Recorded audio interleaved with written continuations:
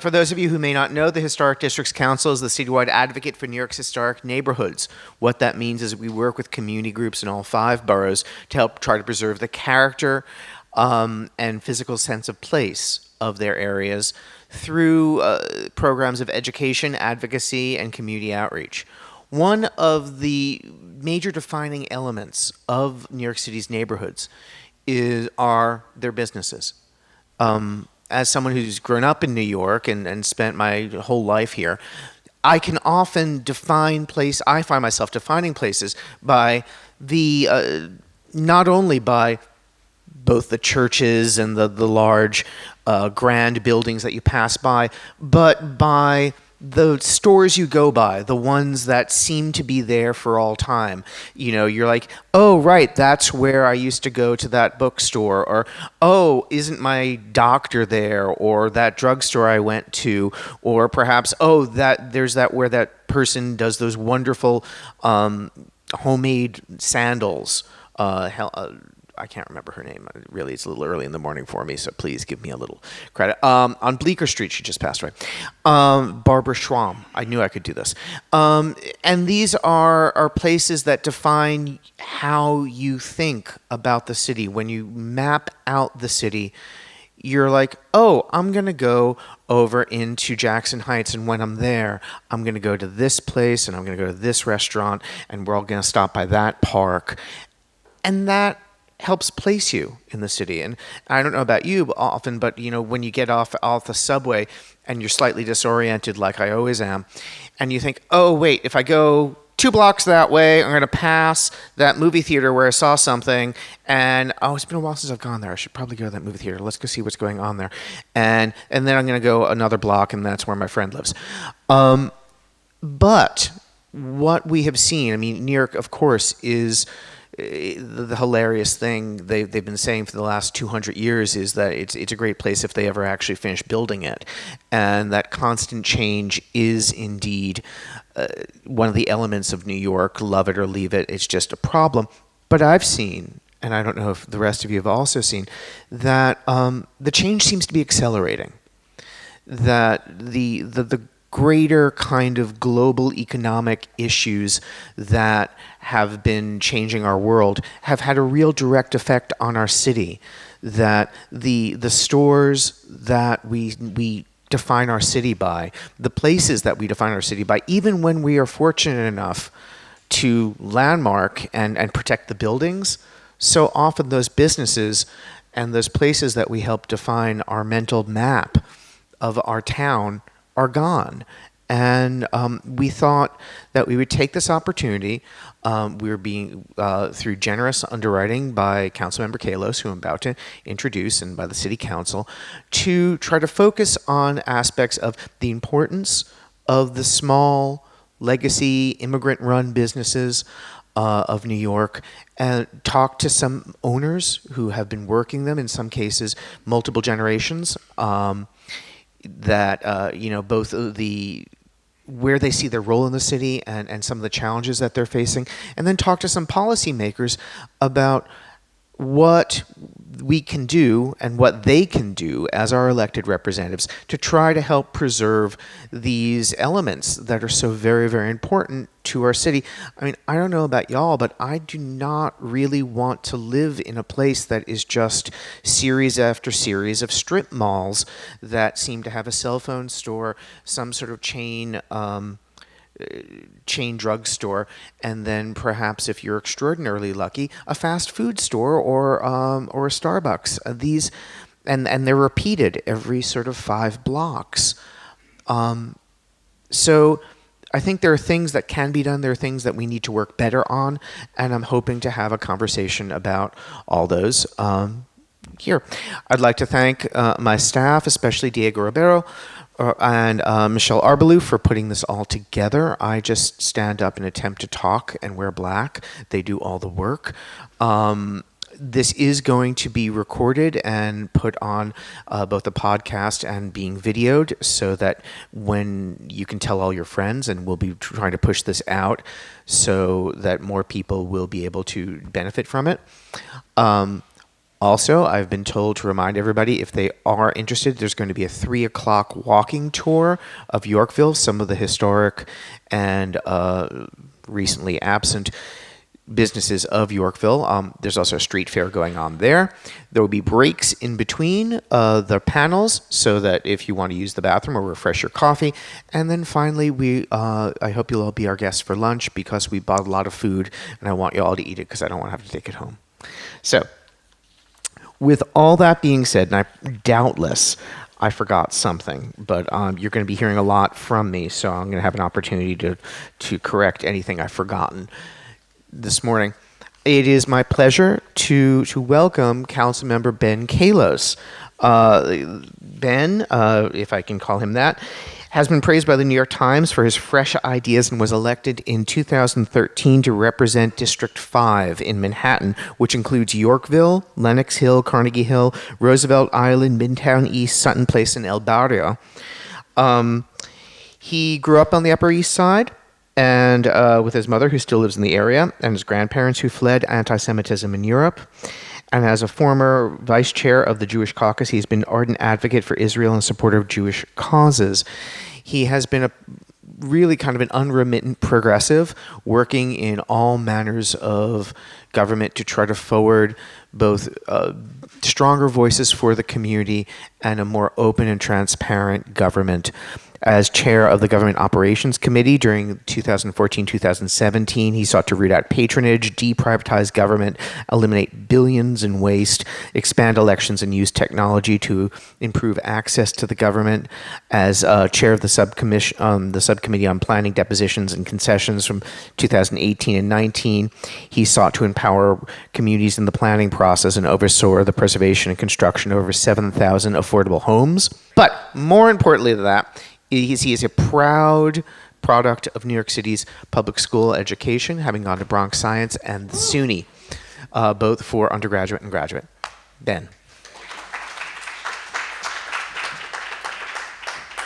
Good afternoon. I am Council Member Ben Kallos, and that biography was a little bit too long. I want to thank the Historic District Council, their Executive Director, Simeon Bankoff, and just all the staff. I will be very honest. One of the reasons I'm here, one of the reasons that I provide funding from discretionary funding from our office, is because there's no one else. There's a mountain of money, perhaps more money than exists anywhere, perhaps more money than God. And then with some of the situations we're seeing where houses of faith are literally selling their air rights, we might actually have God there on the other side, perhaps. But like, that's it. It's us against all that, and it's Historic Districts Council that is with a group of other organizations that it supports on the local level in every neighborhood, that is actually protecting the heart and soul of our city. I also want to thank John Guzek from the Department of Small Business Services for taking time to be here today. And I guess for me, just as Simeon was already speaking about, so much of New York City relates to the small mom and pop shops that give it its flavor. And when I say flavor, I actually do mean the food.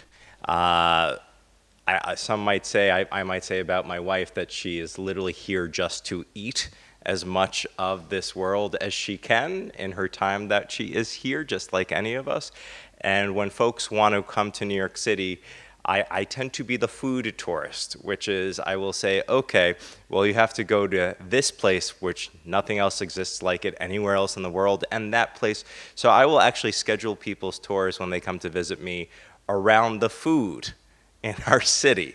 And inevitably, there are places that are cultural hotspots. So if you wanted Chinese food, what would be a good place to go? And what neighborhood would that be in? Well, that's Chinatown, but it borders on Little Italy. Perfect. So you can hit Chinatown, and then you can get some great Italian food across the street in Little Italy. And whether it's Flushing, Jackson Heights, East 6th Street, like there's different microcosms throughout our city. And on the Upper East Side, what is the food that you would have come here for perhaps 10 years ago? we still can come here for the schnitzel and for the German. But what I would say is that I'm here because my grandparents were Hungarians.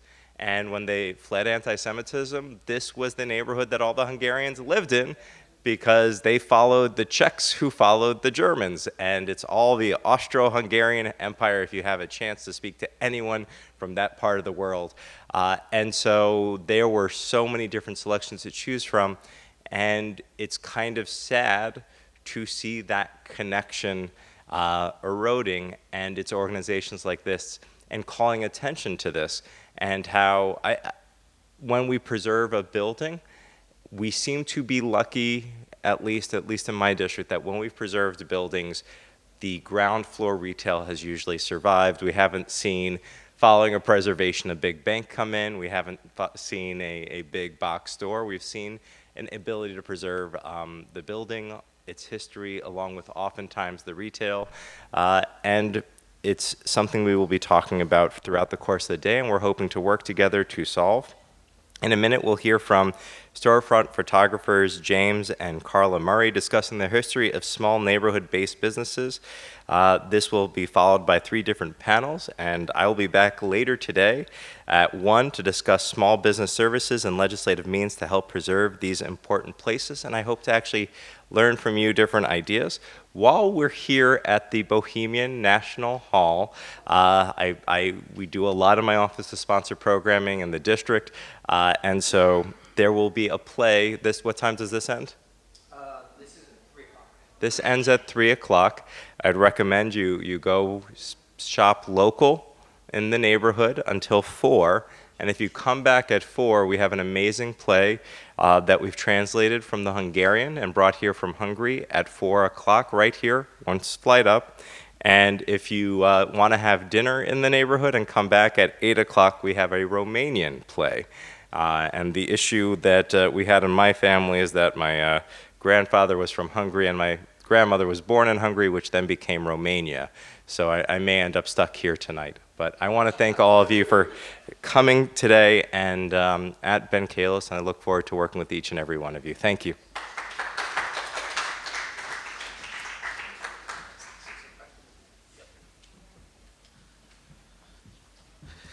Thank you, Councilmember Kallos. I was actually just going to make a fast joke that one of Councilmember Kallos' signature programs is Ben in Your Building the first Friday of every month. So Ben is in our building with us.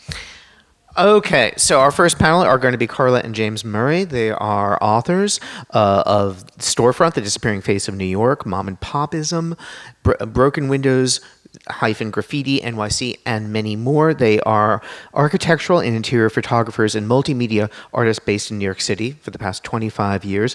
The Murrays have focused their lens on the streetscape through portraits of storefronts and shop owners and have strived to capture moments of cityscape that often go undocumented but capture the spirit, energy, and cultural diversity of individual neighborhoods. They've exhibited widely in major institutions and galleries, including the Brooklyn Historical, and many others. Their photographs are included in the permanent collections of major institutions, including the Smithsonian Center for Folk Life and Cultural Heritage, the New York Public Library, and NYU Langone. They've also appeared in numerous publications, including the New York Times, London Telegraph, Wall Street Journal, etc. It is my pleasure to welcome the Murrays.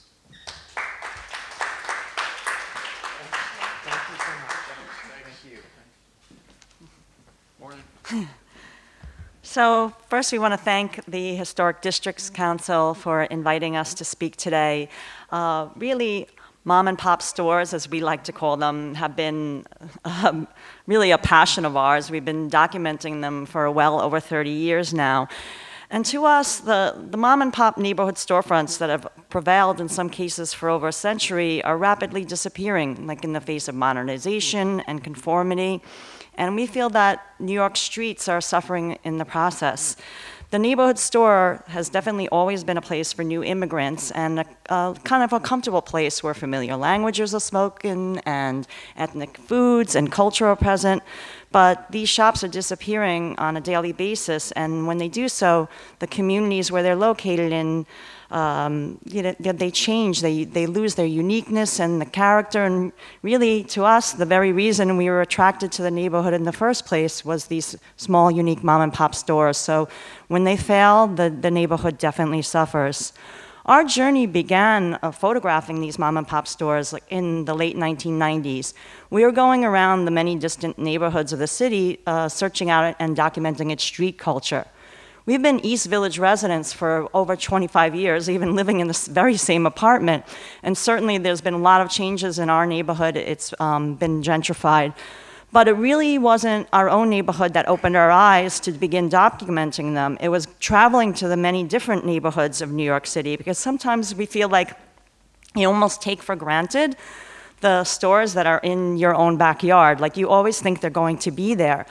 So in our case, really, we began documenting ones in distant neighborhoods of like Bronx and Brooklyn and Queens. Like, we went into all 5 boroughs, even Staten Island. We didn't have a car, but we walked. We walked, and boy, is it hilly. It's a lot smaller on the map. Exactly.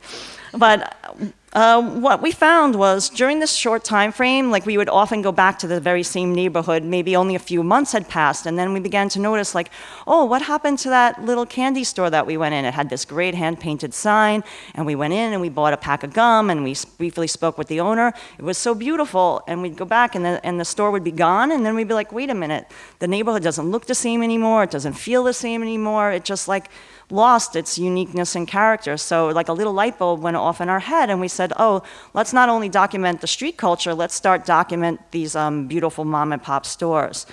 So sometimes we'd find stores that were still open, but they were old, but they had refronted, and they had like refaced, and they remodeled, and they replaced like their old signage with a brand new shiny plastic awning, and even that was upsetting to us, because we really liked the way, like, the old patina of them.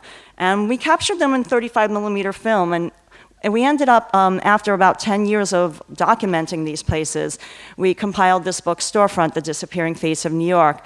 And the pub date was 2008, and when we wrote the introduction, over 1/3 of the stores that we had documented in the 10 years that we were taking the photos, they had already closed. And there's 325 stores in the book, and they're all mom and pop stores. As of today, it's over 80% are gone. Right, so in 2019, like 11 years later, it's jumped from 30% to 80%. So for us, it's been a race against time to document these places.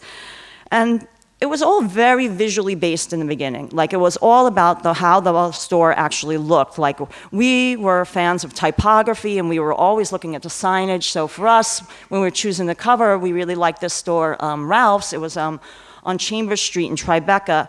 And we fell in love with its signage. Like, we just liked, oh, Ralph's, look at that. And look at that S. To us, that was like everything. We're like, oh, wow, it looks like kind of like an Elsa Peretti heart, for anybody that's familiar with the designer Elsa Peretti, who does a lot of jewelry for Tiffany and stuff like that.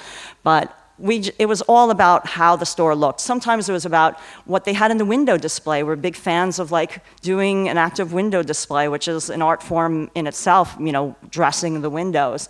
Or big neon signs, overhanging signs, anything that attracted your attention. But what we did is we went one step further. We decided to go into the store and speak to the store owner, because we kind of wanted to find out, like, why is this store still in business where the one next door closed? Like, did it have a secret recipe, or did it not have a secret recipe? Like, what was the key to its survival? So it was really speaking to the store owners that, for us, took the project to a next level. That we felt like we had to keep on documenting them, because they had such interesting stories to share with us, oftentimes about the joys and struggles of operating a family-owned business in New York City. And after speaking to the owners, we found out from them that oftentimes, if they did not own the whole building that they were located in, the actual storefront, they didn't own the whole entire building, that was their death knell. Like, they were already in jeopardy of closing, because they knew that their lease was up, like, within a certain amount of time, and they knew that their rent was going to be increased. Sometimes, we've had cases where not only double or triple, but 15 times the present amount. I mean, no small business can survive that sort of increase. I mean, that's not absorbable on the type of profit margins that they're operating on. So that was the major reason why so many of them were closing. And oftentimes, when they closed, what would replace the store was like a banking institution or a chain type store. Or it would remain empty, sometimes for years and years and years, while whoever owned the building would hold out for this higher rent, or hope and pray. I'm not really sure what was in their minds, but I can't tell you how many times that we'd go back and we're like, wow, this place is still empty. Yeah, and even on the cover, Ralph's is still empty today. It closed in 2007. Right, the owner was forced to leave. You can see, it's kind of faded, but you can see in the photo here that it was in business since 1963. And I can tell you that he did not want to close, but the building was sold to a condo developer. They tore it down and they built, like a luxury condo in its place. And to this day, the storefront is empty. So that's like 10 years of it. I mean, nobody's renting it because they want such an exorbitant amount. So that, to us, was really upsetting, because who wants to walk down a block that has empty storefronts? You don't feel, at night, you don't feel safe. And it's boring, empty storefronts. So we just began documenting them. And now we're going to talk about some of the ones that we fell in love with and that are still here today. So, yeah. You found a job for me. So today we're really going to talk about mainly businesses that are generational, so ones that have been passed down from generation to generation, because other business owners that are here today are going to speak about their businesses. Maybe some of them are generational too, but ones that we're going to focus and share with you are definitely generational businesses. This is Russ and Daughter's Appetizers, which is on East Houston Street in the Lower East Side. And it was founded in 1914 by a Polish immigrant named Joel Russ. And when he emigrated here to the United States, he didn't have much money, and he actually sold the appetizing goods from a push cart in the street, and that was in 1907. So after 7 years of eking out a small living, pushing all his wares up and down Orchard Street, he actually opened this physical store location. And it's always been in this same location. It's right by the corner of Orchard Street on East Houston. They've expanded over the years a little bit, but it's always been right here. When we went inside, we spoke with the fourth generation owner, Nikki Russ Fetterman, and she told us such interesting history about this shop. First of all, she said, my great-grandfather founded the business, and originally it was called Joel Russ's Cut Rate Appetizers. It was not called Russ and Daughters. And she said, I believe that my great-grandfather was the first person ever to have a business where it was said and daughters. What he did is he had only 3 daughters, and they all worked in the store, which is oftentimes like a family-owned business. The whole family works in the store. They're all required to pitch in, whether it's just sweeping the floor or working behind the counter. So all his 3 daughters worked in the store from a very, very young age. And what happened was, as they grew into beautiful teenagers, he realized that they were actually an asset to the store, because probably he was maybe lamenting that he didn't have sons to pass his business along to, because most times, especially in the early 1900s, businesses were passed from father to son to grandson and so on, never to a daughter. But he noticed all the men in the neighborhood were gravitating to his store. Right, there was like 60 appetizing stores just in that small little couple of block area centered around Houston Street in the Lower East Side. So he had a lot of competition, but they chose his store because of his beautiful daughters. They would flirt with them, and the women would come in. The women would bring their sons in. Right, try to do matchmaking, Oh, I have a son for you. Oh, your daughter, yeah. So anyway, he realized the value of his daughters, and he changed the name of the business in 1933 to Russ and Daughters Appetizers. He legally changed it, and he heralded them as the Queens of Lake Sturgeon, and he actually put that logo on the shopping bags, and And, we just love that story. We thought that, well, that's really wonderful that, he realized the value of women. I mean, now, I think later today, is that correct? Somebody's going to talk about the importance of women and minority-owned businesses. So, yeah, this is probably one of the first ones. The current Right. co-owner, Nikki Russ. Right, Nikki Russ did not plan to go into the family business.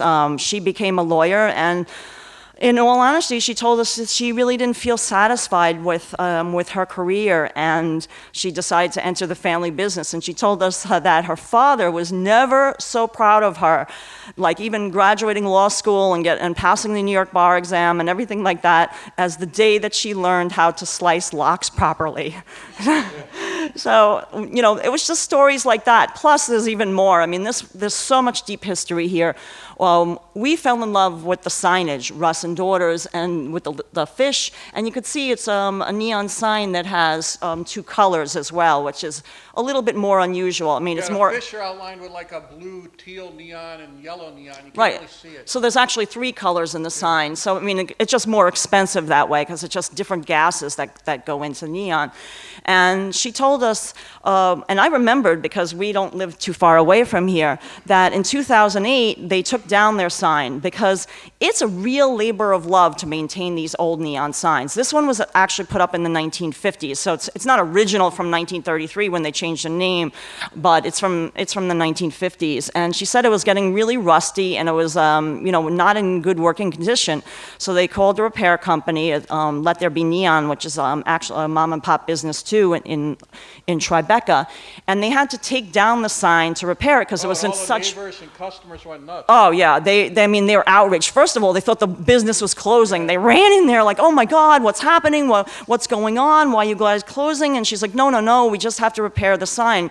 She told us at the time, and this was in 2008, that it cost over $10,000 to repair the sign, but Let There Be Neon said, oh, we can make you a new sign for cheaper, like a reproduction. Yeah.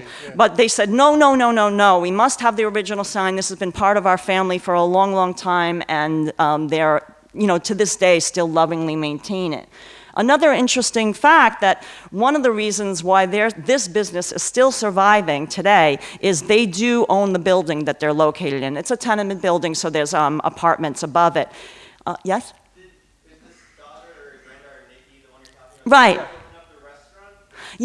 Yes. I was going to talk about that as well. They have a cafe now. Yes. So one of the keys to their survival is that they actually own the building that they're located in. But Nikki told us a very interesting story that her great-grandfather, that the business has survived a lot of adversities in the neighborhood and in the history of really the United States in particular. And that's the Great Depression. During the Great Depression, the family fell upon very, very, very hard times. I mean, business wasn't doing well because who could afford to buy smoked herring and lox and So bagels? They made a choice, either sell your home or keep the business. Right, so that's what their decision was. Sell the family home because they had a home in Brooklyn, or sell the business. And smartly, I mean, what saved the business for all the future generations is the great-grandfather said, no, I'm going to sell our home and we'll move into a tiny little apartment near the store and we'll keep the business going. And that was, a very, very, crucial decision, really, that impacted future generations. And they survived 2 world wars and the neighborhood. And what I mean by the neighborhood Yeah, it was is... really terrible in like the late 70s, 80s. All their family members and relatives and customers were saying, why don't you guys just move out of the Lower East Side? Perfect. So what would happen was that they said, no, we believe in this neighborhood, that it's going to come back, that it will turn around again. Like they really had faith in the Lower East Side. And they stayed there despite, all the customers' warnings and, the problems that it had, because there was a lot of drugs and crime. I mean, we live maybe 14 blocks away, and it impacted our neighborhood too. It's changed vastly. But they stuck it out, and thank God they did. And now, just just recently, I guess it's almost 2 years now, they actually opened a cafe down the block on Orchard Street, Russ and Daughters Cafe, because there was no sit down. Like when you go in this place, it's not like you can sit down and have your lox and bagel and cream cheese. You have to take it out with you. Yes, you could sit. There's benches outside the store. This is an older film photo that we took in the early 2000s, but now they've put benches outside. I guess even in the early 2000s, they weren't interested in people sitting outside. It wasn't quite as vibrant as it is today. But now they have a cafe, so you can go to that cafe and you can order the same foods, but sit down and eat it. So these are all like interesting ways that this business has survived the many years. Now we're going to talk about another generational owned business. And I know Ben was mentioning, hey, where do you go for Chinese food? And somebody mentioned Wo Hop in Chinatown, but this is actually Wo Hop is fantastic, but this is one of our favorite places. This is No Moi Tea Parlor, and it's located on Crooked Doyer Street. Doyer Street is known as like the Bloody Angle because it's this really tiny crooked street, and back in the day, like when there was gang wars and the Chinese gang members would hide around the corner. Yeah, they would ambush like a rival gang because you couldn't see somebody from around the corner because it's a deep, deep curve. So this business has been open since 1920, and it's the oldest tea parlor, arguably, in Chinatown, and it's definitely the oldest restaurant that serves dim sum. And the present owner is Wilson Tang. It's been in the Tang family for a long time now. Wilson Tang told us that he really feels that he's one of the only Chinese Americans who has like married the traditional way of running, you know, a Chinese restaurant and taken it to the next level, like made it more Chinese American and also embraced social media and all the important things that honestly, the key to many businesses' survival these days is that you have to change with the times. And a lot of young people, they're on Seamless and they do, you know, everything on their phones or on the internet. So he embraced all that technology. And what he did was crucial to the survival of No Moi was when he took the restaurant over, it was more like a bakery / tea parlor. It really wasn't serving, you know, dim sum that much, like a little bit, but not really concentrating on it. And he said, you know what, I love dim sum, it's my favorite food, and I could eat it all day long. That's what I'm gonna do at this restaurant. I'm gonna serve dim sum all day long. So from, you know, 11 a.m. to late at night, you can have dim sum. And many of the cooks have been there for years and years and years, and it's a really wonderful place. Inside, you can kind of get a flavor for it in this photo that we took at night because it has a beautiful glow. Not only does it have that beautiful signage, that hand-painted signage, but it has the original lunch counter, it has little stools, it has a lot of the old tea tins from years ago. So he retained some of that original flavor, but again, married the new technology to keep the business going in the 21st century. The next business we're going to talk about is Venieros Pasticceria, and that's on East 11th Street between 1st and 2nd Avenue. It's actually closer to 1st Avenue than 2nd. And many of you may not be aware, but the East Village had its own Little Italy. You know, people think of Little Italy and they think of Mulberry Street and the Lower East Side, you know, centered around Grand and those streets, but there was a huge, huge Italian population in the East Village as well, pretty much centered around 11th Street. And Venieros is the last Italian bakery in the neighborhood that's still surviving today. It's been in business since 1894. When we went in there, we spoke with the 4th generation owner, Robert Zerilli, who told us that Antonio Veniero, that was his great-great-uncle, had opened the business after emigrating here to the United States from Vico Equense, which is in Sorrento, Italy, so down, you know, down by the foot in Italy. And when he moved to the United States and settled in the East Village, it was a large Italian population, and he decided to open like a little place where he could serve espresso basically to his friends and his cronies, as Robert put it. And they quickly said to him, we need something sweet to go with the espresso. What do you have for us? And he says, oh, no problem. I'm going to whip up my family recipe for homemade candies. And that's what he decided to call the business, Venero Pasticceria Confectionery, because he really was specializing in the homemade candies. In fact, his specialty was a watermelon candy, and he told us that he had made it using only the rinds, like not the pulp, the fruit of the watermelon.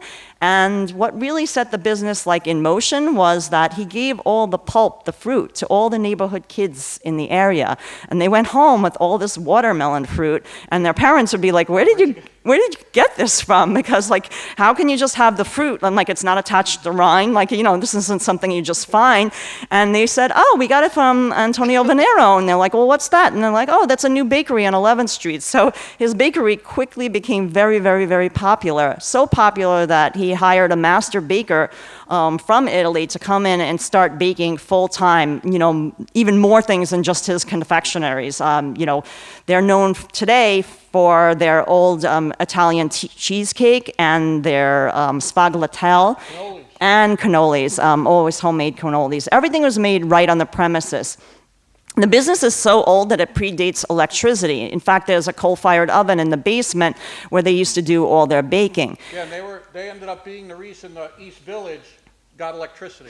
Right. What Robert Zerilli told us is that Antonio, his business was really taking off. I mean, Enrico Caruso was a famous customer there, that he was walking around the neighborhood one day, and he walked just a few blocks north to Gramercy. And Gramercy has always been a very upscale neighborhood. More well-to-do, beautiful houses and things like that. Not the tenements that are kind of the hallmark of the Lower East Side and the East Village. So he said, oh, wow, look at this electricity. I could really use this because it was so labor-intensive to do all the baking and everything by hand. He said, oh, that would be great to have some electricity. It would, really lighten my load. Let me go talk to Con Ed. I want electricity. And so he went to Con Ed, and they said, nope. No, you guys don't need electricity. You're a poor immigrant neighborhood. You don't need electricity. Electricity is good for Gramercy, but not for you guys. But if you know 40 business owners and they sign a petition, we'll think about bringing electricity to the neighborhood. So he's like, no problem. Like 40 business owners. I know them guys have dinner around my table Sunday night. Right. With the huge family I have. Right. Large extended Italian family, 40 signatures, easy. So on a Sunday night, he gathered all his signatures, marched back to Con Ed on a Monday morning, and yes, they got electricity for the whole grid of the East Village just because Antonio Venieros had created that petition. So it's just like hearing wonderful stories like this that, to us, like we said, we really felt like we had to keep on documenting them. And similar to Russ and Daughters, I was mentioning that they had a beautiful neon sign that they lovingly maintain. The same thing is true with Venieros Pasticceria. But this sign is a little different because it's not along the face of the storefront, it sticks out onto the street. It's called the blade sign because it's sticking out from the facade. And actually, this kind of sign is now, this is what they call grandfathered in. You cannot put up such a giant, giant sign as this. If you open a business today and you say, oh, I want something giant like that that's going to attract a lot of attention, the city will say no because this hangs out more than 18 inches from the facade. That's the rule. You can't have a sign that hangs out more than 18 inches from the face of your building. But this one, because it was put up in the 1940s, it predates that law, so he's allowed to keep it. And the thing about this sign is even worse kind of than Russ and Daughters is that because it sticks out and it's double-sided, so you can see it from both sides, whether you're coming from First Avenue or you're coming down from Second Avenue, both sides of the street see it. It's exposed to all the elements. So we live nearby, and in fact, we see this sign from our window of our apartment. It's like a beacon to us. Like it's like, whoa, we are so happy to see it lit every night. But every time it rains, every time it snows, there's windy weather, it gets damaged. It shorts, like something out inside of it, and Robert Zerilli told us that he has to call the repairman. He said he spends tens of thousands of dollars every year maintaining this sign, and that the people who maintain it said to him, you know what, for $12,000, I'll make you a plastic sign with LED lettering, and you'll be good to go. You won't have to call me anymore. You won't see me again. Every so often I'll have to change the bulbs, but that's it. All problems solved. And he said, no, no, no, no, no, no. I'm keeping this rusty old sign, and you're going to keep on maintaining it till as long as I live. this sign will be here. This sign is everything to me. It's the reason I get up in the morning and come here and toil away every day at my business. I'm not changing it for anything. And we just thought that was really fantastic because, like I said, signs like this are disappearing. There's not too many of them because they are expensive to maintain, and frankly, a lot of the businesses just give up on them. I mean, it's a real labor of love. So it was just stories like that, you know, we really, we said, oh, we have to keep on documenting and documenting.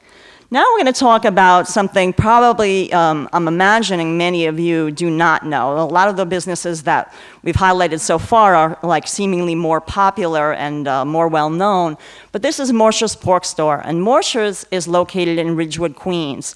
And not only is it in Ridgewood that maybe unless you live there, you wouldn't probably maybe go to Ridgewood, but it's located on like kind of a sleepy side street. You would never think to even go down the street unless you knew that it was there. What we would do when we were documenting these mom and pop stores, we would just go on the subway and just say, where are we going to go today? Like we wouldn't even pre-plan it. We would just be like, okay, here. And then we would just get out and then we would just start walking. I mean, I wish we were like methodical about it and like had mapped it all out of what streets we had documented and what streets we didn't, but we didn't do it that way. We would just, I mean, it was really for the love of it and we didn't want to make it like a task or a job. We were just, you know, wanted to have fun, so we would just start wandering. And then one day we were wandering around Ridgewood and we kind of actually made a wrong turn and we found us on this side street that looked like it was just residential and would have nothing. And then we're like, wait a minute, what's this? And we saw this neon sign. It, again, just like Russ and Daughters, it has two colors, like a teal greeny blue and a red. And then we love the hand-painted signage. We're like, ooh, what is that? What's that little guy over there? What's he doing at that table? And what's that letter? I mean, I'm probably not saying it right, Tishlendekdich, but anyway, we went inside and I asked the owner immediately. His name is Herbert Morsher, second-generation owner. I was like, what's the deal with the sign? What is that little character and what does that mean? What does that say? And he said, oh, well, that roughly translates to little table, spread thyself. And I'm like, okay, that's weird. What's that? And he's like, oh, well, it comes from the Brothers Grimm fairy tale, the wishing table, the gold ass, and the cudgel and the sack. And I'm like, okay, now you got me. What's that? And he's like, well, it's about a magic table that sets itself. And everything from where he's from, which is like his relatives are from Gdańsk, which is a German enclave in Slovenia. And he said this fairy tale is like has a lot of significance to our community. So that's why we put it up on the sign. And he said, in fact, everything that we sell in this store, it has to date back to like, you know, our homeland. The type of meats that we sell here and the homemade sausages are all from this German enclave. And he explained to us that the reason that his business is still surviving, because that was one of the questions we'd always like to ask, like, you know, what's so special about your store that's been able to survive? Because this business has been here since 1957. And he told us that that they, you know, specialize in these meat products, and what they did to ensure their survival is at first, when his relatives first moved here, they were using a fire pit in the back of the store to smoke the meat, and they were putting on these big hooks, and he even showed us the hooks because they're still there, and they were moving the meat on these big racks all around in the back of the store to try to age the meat. And he said, oh, well, this is the type of thing that our relatives did back in the Alps. And I was like, oh, well, what do you mean? He's like, well, the meat has to stay at a certain humidity and a certain temperature in order to age properly, so they used to move the meat up and down the mountain, depending on the time of year it was, and that's how the meat would age. And I was like, wow, that's incredibly fascinating. And I'm like, well, what's that smell that I smell? Because immediately when you go in that store, you smell this wonderful, wonderful smoky smell. And he said, well, what my family did is, years ago, we had 5 full-time guys working 5 days a week to try to make the meat products that we specialize here. But what would happen is, oftentimes in the summer, the humidity would spike, and we'd end up throwing away like 500 pounds of meat. Like, I mean, it was a big, big deal because they couldn't control the humidity of the store. He's like, we don't live in the Alps. We're at sea level here in Ridgewood, Queens. We don't have the mountains to move the meat up and down. We're stuck here on our ground level store. So he's like, it was a catastrophe. He's like, we couldn't keep on doing that. So he's like, more recently, we invested in modern equipment. And he said, for us, that was our big business decision. They spent like $70,000 each, and this was like over 10 years ago. So I don't even know how much the machinery would cost these days. But on these machines that mimic like the conditions of the Alps. So it controls the humidity, it controls the temperature of the meat, so they can properly do that in their store, but it doesn't do it by artificial methods. Like a lot of times if you go to the supermarket and you buy smoked meat, it's smoked like chemically. It's just fake. It's not real wood chips. They're using real wood chips there. It's hickory and cherry and apple wood. Like you can smell that flavor in the air in the store. And he said, so their machinery marries like modern day technology with the old world way of doing things. And he said, now we only have 2 guys working part-time, 2 days a week, and we're churning out like twice as much meat product, and now we're not losing any.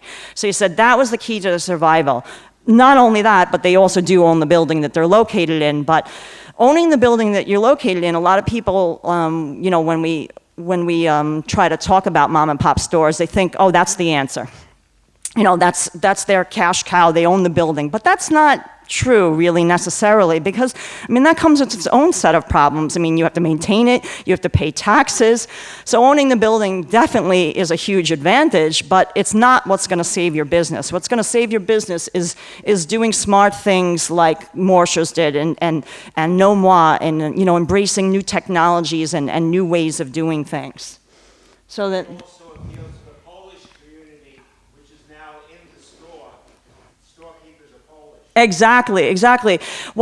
The neighborhood has changed. Ridgewood, of course. A lot of young people have moved into the neighborhood too. I guess it's become, like almost like a new Williamsburg. I hate to say that, but it's seeming like that because. For now, anyway, maybe things are a little bit more affordable as far as rents are concerned. But he said, even though a lot of the old-time customers maybe don't live in the neighborhood anymore, that they still come back, especially during Christmas and Easter, which is their busiest times of the year, to get a taste of that old world. Like Ben was mentioning, he can't get away from Hungarian food and Romanian food. People want like a taste of their culture. So definitely Morsh's is the place. Plus, they sell cabbage. They ferment their own cabbage in the basement because a lot of people like to make stuffed cabbage to go along with their meat dishes. So they sell the fermented cabbage. What they do is they ferment it in the basement and then they put it in these big refrigerators to stop the fermentation process. Yes? You said that the business has been since 1957. If you notice I guess then you'll show some of the others, the phone number doesn't have an area code. That's right. Everything is 212. Right, but people don't realize that. I grew up in the Bronx, and we were definitely 212 for forever and ever and ever. That the 718, but now, nobody probably knows 718 now. There's 646 and 347 and, all these numbers that have been created just because of the cell phone explosion. But 212 covered a large portion of New York. So yeah, you didn't have to put an area code. These signs predate that because everyone was using the same 212. You just dialed the number. You didn't have to put anything. So yeah, that's a good point. You have a good eye. So this is another business that maybe you might have not have heard of. This is McSorleys Pastries, and this is in Midwood in Brooklyn. And it's been in business since 1961. And of course, we immediately fell in love with its sign, McSorleys Oriental Pastry. And when James and I were walking down the street and we saw that sign, we're like, oh, wow, we're hungry. Let's go in and get a moon cake or some almond cookies. Because to us, we think Oriental Pastry, we are immediately thinking of the bakeries that we know in our own backyard in Chinatown that we can get, those kind of pastries. So we went inside and we're like, wait a minute, I don't see any moon cakes, I don't see any almond cookies. What is this stuff? Because there was a lot of pastries made of phyllo dough and a lot of homemade chocolates. And so there was a woman behind the counter and I, introduced us. I said, we're surprised. What is this? What are you selling here? We've never seen such pastries before. And she said, well, my father-in-law started this business, and he had a very famous baking family from Aleppo, Syria. And actually, the baking family goes back to having a very famous bakery that even baked for King Farouk back from 1780, like a legacy of this baking family. And he said when he came here to the United States and decided to open his own business in Midwood, what he did was he translated the word for Middle East, because coming from Syria in the Middle East, which is Moyen Orient, because I guess he spoke French. So he translated the word for Middle East and used Oriental to describe the type of pastries that he sold, because literally that was how he translated it in his mind. And she's like, well, I explained to her that we thought there was going to be mooncakes and things like that, and she laughed. She was like, oh, God, you guys made the same mistake that countless others have. In fact, tell him story. It's like during the era of the phone book, they kept sticking us in the Chinese restaurant section. Right, in the yellow pages, they put them under Oriental. So people would be calling up for egg rolls and all sorts of things like that. She's like, oh, you guys made the same mistake that Americans often think of the word Orient, they associate it with Chinese, but Orient is not only the Far East and the Near East, but it's also the Middle East. It's all of those places, but she thought it was funny, and we thought it was funny too. And then she said, here, sample some, and I can tell you for sure, if you've never gone there, they have the most amazing pistachio baklava that, could ever exist, really, and homemade chocolates, confections, really, really, really wonderful. Unfortunately, they've since changed the signage. I guess she got so sick of being labeled with the Oriental thing that they've updated their signage. I'm kind of partial to this old sign, but I guess she was running into too many problems with the Oriental. Now, going back to probably maybe a business that you might be a little bit more familiar with, this is McSorleys Ale House. And McSorleys has been in business since 1854. This is located on East 7th Street by Cooper Square. And I'd love to mention this place because it has a very, very, very interesting history. It was known by the slogan, good ale, raw onions, and no ladies. And that's because McSorleys was the very last bar in all of New York to admit only men. During, even prior to Prohibition, a lot of establishments were male only. They were kind of like clubs, where the men would hang out and they would drink and smoke. And that definitely carried on through Prohibition. And that was really McSorley's legacy. It was only men that were allowed to drink in there. And what happened was, the McSorley family, by 1960, most establishments in New York had women, coming in as patrons as well. They had opened up their doors to everyone. They weren't exclusive anymore. But McSorley's was really staunch in the fact that they did not want to admit women at all. So staunch that there was a lawsuit involved. They were taken to court, and the case is called Seidenberg versus McSorley. And it resulted in an anti-discrimination law. There's a sex discrimination law now because you must now admit women to not only restaurants, bars, but also public accommodation places, hotels, golf clubs, things like that. You can't have an all-male establishment anymore. And what happened was the McSorley family, this was passed down to different members of the McSorley family. They were really angry that they had lost the case. And at the time, they had a bartender working there named Matthew Marr. And, they basically said to him, you know what? If you want the bar, it's yours. Take it, because we don't want it anymore. This place is not going to be the same anymore. We're pissed off that we lost the lawsuit. We don't, it's never going to be the same. We don't want it in our family anymore. And when we interviewed him, he's like, you know what? The women I got to thank the women. They got me this business because he's like, there's no way in hell that the McSorley family would have ever sold me the business. They would have kept it in their family like they did for generations. They would never have offered to an outsider because, I mean, he was an immigrant from Italy himself, from Ireland himself, but, you know, he wasn't a McSorley family member. He had just befriended one of them. I guess they were on a trip to Ireland and their car broke down or something, and he helped them on the street, and then they said, oh, if you ever need a job and you come to the United States, look us up. We're at this, McSorley's Bar, and that's exactly what he did. That's how he started working there. But he never dreamed of, owning the business. But yeah, they were so mad about it that they sold him the business. In fact, they sold him the whole damn building. They said, take the whole thing. And he bought it, and that was the key of why it's still here today. And if you go inside, I can't tell you, it's understated how beautiful I can describe this place. It has the original potbelly stove, has the sawdust on the floor, all the original wood cabinetry, the mahogany bar and the bar back. It's bar taps, everything original. It's like you step back in time. A lot of famous writers, musicians, have been photographed there or are known there. Even soldiers used to leave wishbones in there. Right, the doughboys. The war, and they're still up in the rafters. Yeah, the doughboys from World War I. So there's a lot of history at this bar. And I like to always talk about it because in a strange twist of fate now, Matthew Marr is now older. He's kind of fallen away from the business. He's handed the reins to his daughter.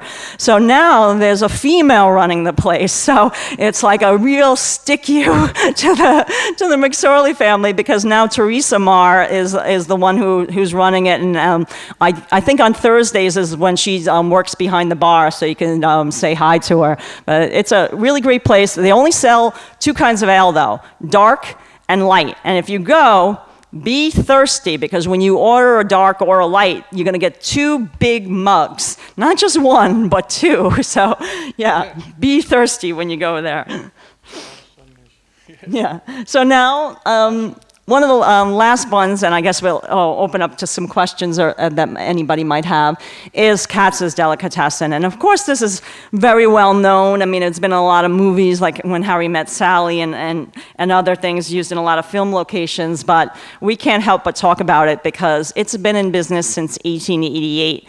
And we fell in love, of course, with its beautiful neon signage. And there's a funny story kind of behind the neon signage. If you look, do you see above the L-I and yeah, that says Katz's, that's all? And the story is that the old man called up the neon sign maker, and he said, I want my neon sign for my store. I want it to say Katz's.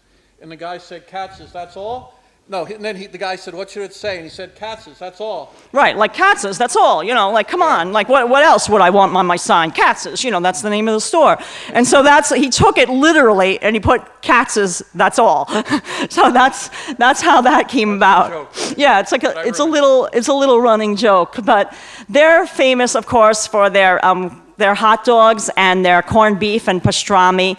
Originally, everything was made right on the premises in the basement of the store. Like, their type of meat preparation predates refrigeration, and everything is cured and pickled. They make their own pickles, by the way, but it predates refrigeration. So these are old world traditions handed down. It was originally owned by the Katzes and the Iceland families. Now it's being run by a third generation owner of the Dell slash Albinder family, Jake Dell. And what he said is his grandfather had worked with the Katzes, and then I think by that time it was the third generation of the Katzes family was running it, but they weren't interested in the business anymore, and they ended up selling to the Albinder Dell extended family.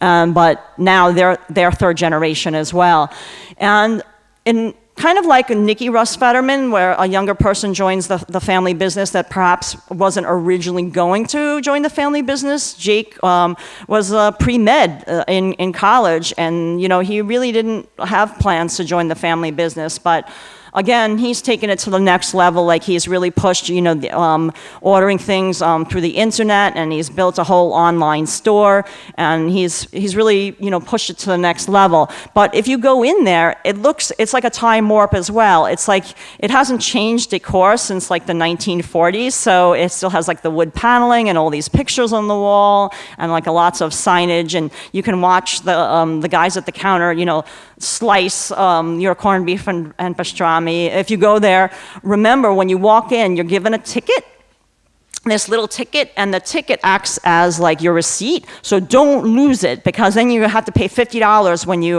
you leave, because they write down like what you order on that tiny little ticket. So you have to present the ticket to the cashier when you leave. So don't lose that ticket, because otherwise your $22 corned beef sandwich, they're kind of expensive now, but they're really big, so you can share them, or will be $50. But yeah, we really love Katz's, and they sell on average like 5,000 pounds of corned beef a week, 2,000 pounds of salami, and 12,000 hot dogs. And they're also known for a slogan, send a salami to your boy in the army. And that happened because one of the Albinder family relatives had a son that was in the Army Engineer Corps. And a customer came in, and this was during World War II, and he's like, oh, what should I do? I've got a son too. I want to send him a little package. And he's like, oh, do what I do. Send a salami to your boy in the Army. And that's how that slogan kind of stuck. And yeah, like I said, it's just, really stories like that really kept us going, and we're still documenting mom and pop businesses today. Well, people say, oh, well, after almost 30 years of doing this, you must have found like every store in New York City, but we'll never say that. Plus, new ones are opening all the time. I mean, we feel badly when a store closes, but in our minds, the project was always a celebration of the businesses that are still here, because in all honesty, the whole project started out as a way to open people's eyes about the importance of small business in the community, and we want people to go there and shop at the small businesses, because they do need your patronage. That's the key to their survival. So for us, like, they really have the city's history etched in their facades. So, yeah, does anyone have any questions? Sure. Well, I mean, I lived in this area, and I'd say at least 20% of this room are tour guides. So a lot of us are familiar with stores and places. And what I can say in this neighborhood alone, while one place, let's say Glacier's Bakery closed. Right, yes, we've documented them.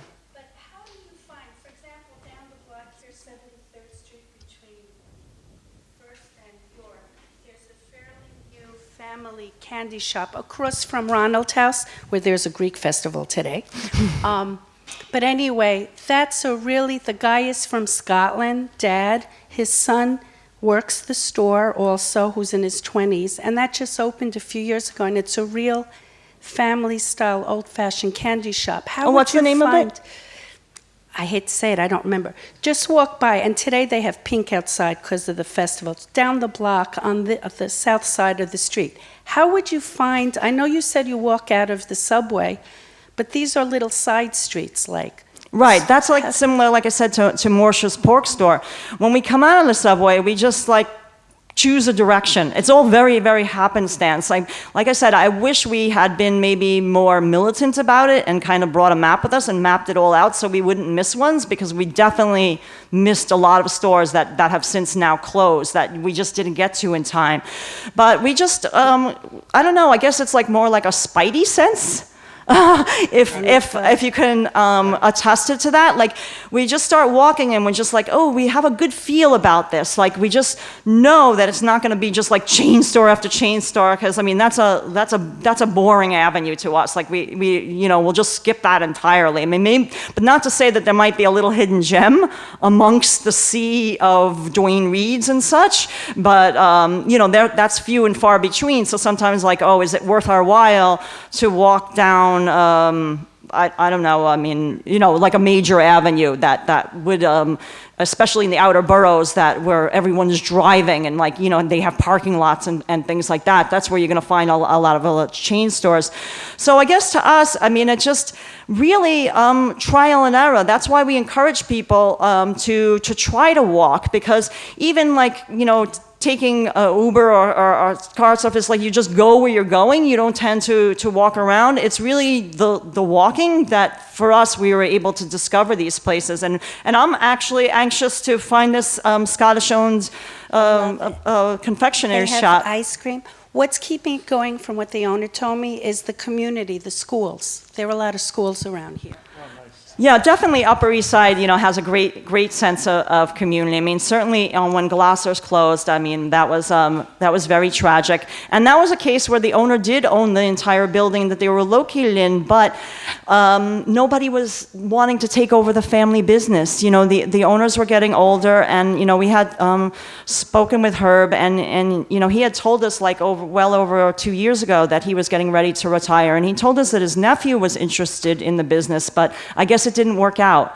You know, I mean, sometimes they say that they work so hard to make a better life for their children that you know, oftentimes they don't want them working 80, 90 hours a week like especially a baking business. It's a hard life. You know, you have to get up real early in the morning. How did Katz's survive when the whole rest of the block went down? Did they own that? They own the building. They own the building. I mean, in fact, I mean, in more recent times, I mean, they just got a large infusion of capital because they sold the air rights over their building. That now there's a giant condo looming, not directly over it, but right next door. But the reason the condo was allowed to build so high was because Katzs has transferred their air rights to them. But, you know, maybe people were angry about that, but to us, hey, they survived the 1970s.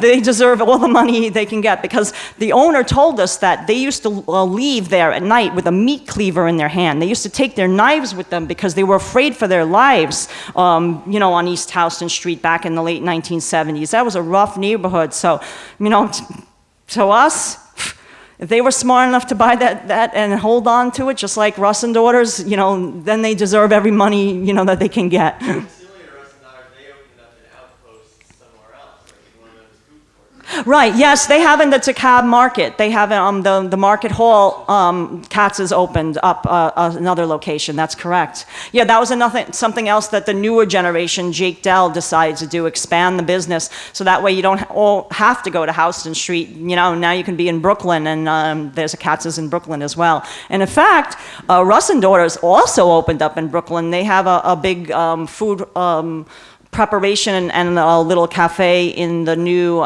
Industry City.